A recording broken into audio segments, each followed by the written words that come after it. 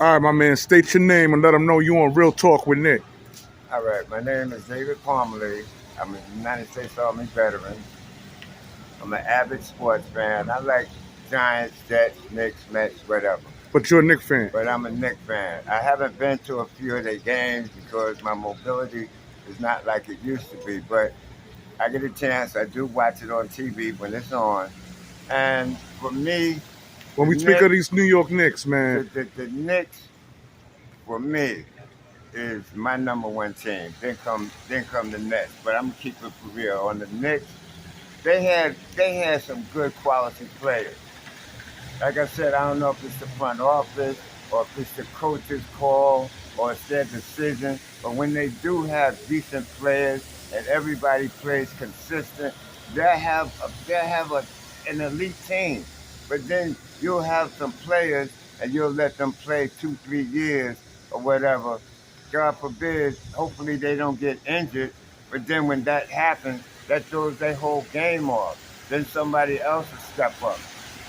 R.J. Barrett, Randall, the other gentleman, Curry.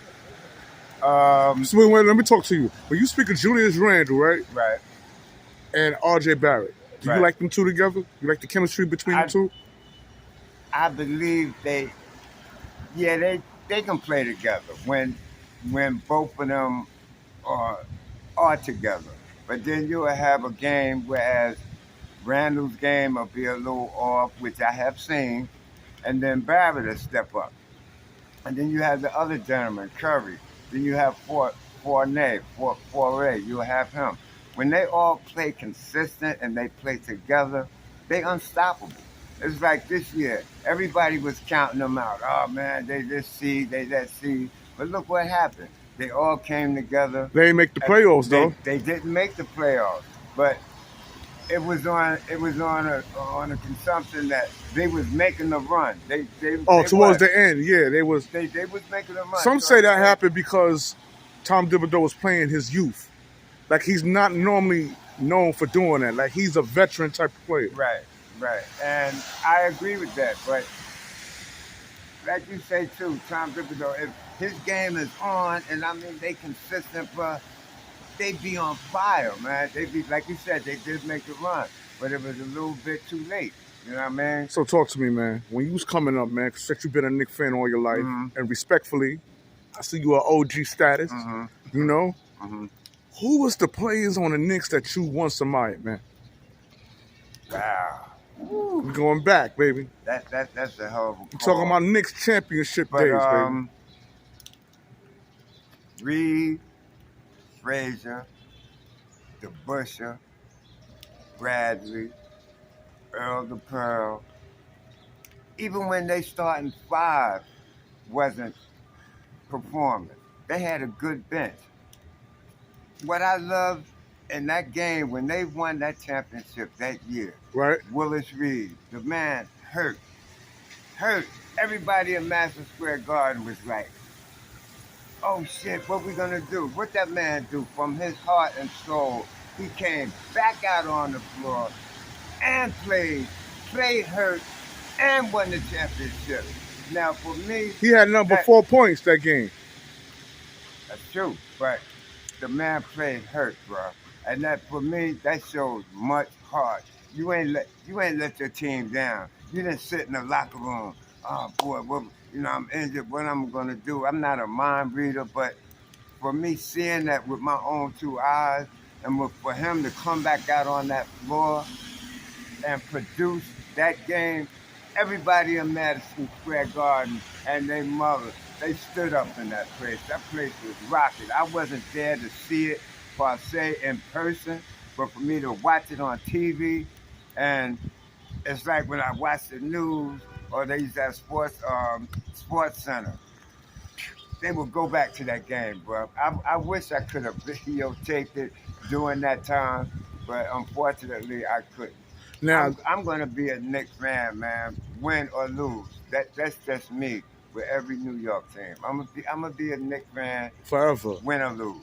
That's So, it. so what is missing with today's players? When you speak of the heart and soul I of think Willis today's Reed, today's players, with the Knicks, and I watch them, they don't come together as far as to playing defense. If everybody come together and play some good, solid defense, I mean, you might have a couple of them to step up, but you have to have everybody involved. All right, you have Randall R.J. or Barrett. Curry, or even that. If they come down court, okay, you know, if you on a little bit, you wide open, you take that shot, and if you miss per se, you have nobody under the basket to get that offensive rebound. They need to go to the paint more. They need to drive more. Sometimes it's the referees too, because I can sit in my little room and I'm watching this game and I can see fouls that the referees won't even call. And even if the commentators are calling that game, they'll be like, well, wow, did you see such and such? And they go back to the replay. If this man driving to the basket, he's going through the paint and he's going 9 times out of 10, you're gonna get fouled. You're gonna get either hit on the arm, the wrist, or whatever. Now you have this new rule that if you coming down court and you have an open three, which I don't considerably care for, but it is what it is. You shoot that 3-pointer and the man go up to guard you, he's gonna foul you. No doubt about it. He's gonna foul you. And I've seen Knicks games whereas either Randall or Barrett go up for the shot, they'll get fouled. Referees won't call Jack. And you can look on the player's face like, oh, come on, ref. And then when you go to speak on it, the first thing they're gonna do is this. They want to give you a technical. Yeah. So let me ask you this: would you say that it's hard to play in New York? Has it always been hard to play for the city of New York? When we speak of these Knicks, even when we speak about the days that the Knicks won a championship? 9 times out of 10, bro. Yes and no. The reason why I asked that, because we got players like Kevin Durant who avoided the Knicks. Some say he avoided the Knicks because he couldn't accept the pressure that comes being under the spotlight when we play in front of Madison Square Garden. And he went to the Nets and he did good with the Nets, got swept. Okay, now I agree with you on that, but look at the time that he was out. He was injured. And my thing with Durant, I love him as a player, but you get injured, and a lot of these basketball players, they want to step their game up, which is understandable. But if you go into the gym and you have a trainer, you'll notice a lot of these players, they always working on their upper body instead of working on your lower body, because most of the injuries in the NBA, it's either hamstring, ACL, it's the lower extremity. It's never nothing up top. It's always a knee injury, hamstring. It's always a lower extremity. So I'm thinking if they would work on their games much better as they lower extremities, bro, they would be a much better team. And if they play defense and they play together, they'll be good. They came close this year. Okay, that didn't happen, but I'm hoping and praying next year they're gonna be a team to be reckoned with.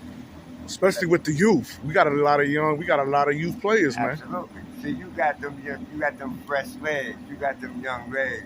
Them brothers want to run. Okay, even though you got the veteran players more or less, okay, young man, you got a good game, but take it easy. You know, if we can't play together, there's no I in the team. We have to play together, bro. That's how it was with Derrick Rose when he was playing backcourt with Emmanuel Quickly. Derrick Rose was there to mentor Emmanuel Quickly. Exactly, and I loved him as a player. I'm like, yo, where did they get him from? Then you got Derrick Rose. Then you had what's the brother name? Oh my God, I can't think. What, he used to play for the Knicks? Yes. You talking about Chris Porzingis? Yes. Porzingis, excellent shooter. He played consistent for me. He played consistent ball. He wasn't well, back in the day we used to call it, oh man, you jockey, you don't want to give up the ball. He's not a selfish player, man. You get these brothers that can play together. Okay, you said he's not a selfish player. But what do you say to the fact that once Carmelo Anthony left the Knicks, he wanted to get out too?